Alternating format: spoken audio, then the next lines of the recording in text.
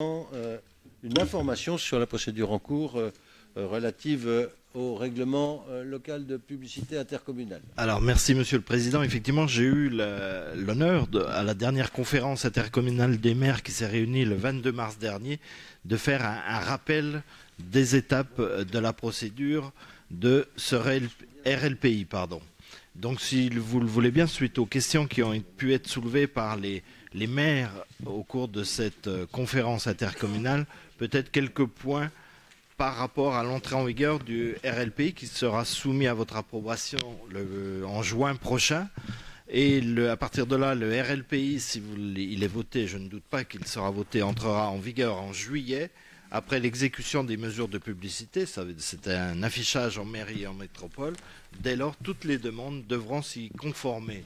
Un point important s'appliquera aux dispositifs déjà en place. Les publicités existantes doivent s'y conformer dans un délai de 2 ans, soit avant juillet 2020, et les enseignes dans un délai de 6 ans, soit avant juillet 2024. L'entrée en vigueur du RLPI ne modifie pas le régime, la procédure et les bénéficiaires des taxes sur les publicités et les enseignes, c'est actuellement les communes. Les conséquences de l'entrée en vigueur du RLPI, c'est après cette approbation, chaque maire des 24 communes exercera les pouvoirs de police liés aux publicités et enseignes, tant sur l'instruction des demandes, les contrôles de la conformité des dispositifs et les sanctions si effectivement les sociétés continuent à ne pas se conformer à ce règlement. Auparavant, seuls les maires des communes déjà dotés d'un RLP exerçaient ce pouvoir. Pour les autres, c'était l'État qui en avait la compétence. Dijon Métropole assure d'ores et déjà l'instruction des demandes pour les 10 communes dotées d'un RLP. Une réflexion est engagée actuellement sur la coordination et la mutualisation des moyens d'application. Et lors de cette conférence intercommunale des maires qui s'est réunie le 22, je l'ai rappelé, plusieurs élus ont souhaité que la métropole effectue le recensement des panneaux non conformes. Ils sont aujourd'hui, mais c'est un chiffre qui est certainement à affiner, en plus ou moins. Donc il y a 80 panneaux identifiés, auxquels s'ajouteront ceux non conformes du fait du nouveau RLPI. Et là, bien sûr que le chiffre va augmenter considérablement, puisqu'on peut l'estimer à 600. Les démarches engagées seront bien sûr en concertation. En septembre 2018, recensement par un bureau d'études extérieur des dispositifs non conformes.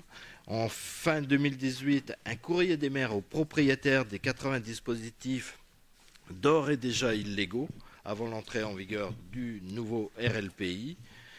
Et puis, bien sûr que les services de la métropole qui travaillent activement, et je dois souligner le travail qui a été fait, notamment par Laurent Dessay, mais pas que, donc cette aide sera continue en tout cas pour aider à la mise en place de ce RLPI.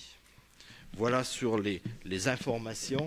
En tout cas, une concertation et une aide sera nécessaire et les services s'y préparent déjà. Merci. Oui, ça va avoir un impact. Ça va avoir un impact, y compris financier, pour nous, bien sûr, pour les communes. Et puis pour les particuliers.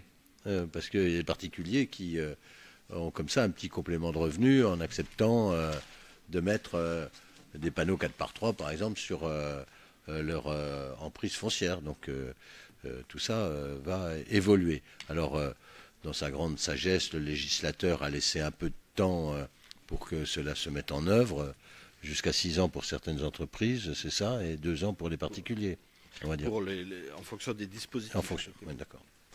Merci. Sur ce rapport, des oppositions, j'en vois pas. Des abstentions, j'en vois pas. Il en est donc ainsi décidé. Tout le monde vote qu'il s'agit de perdre des sous, quoi. Ouais. Monsieur le Président, mes chers collègues, je vais essayer d'être très synthétique puisque cette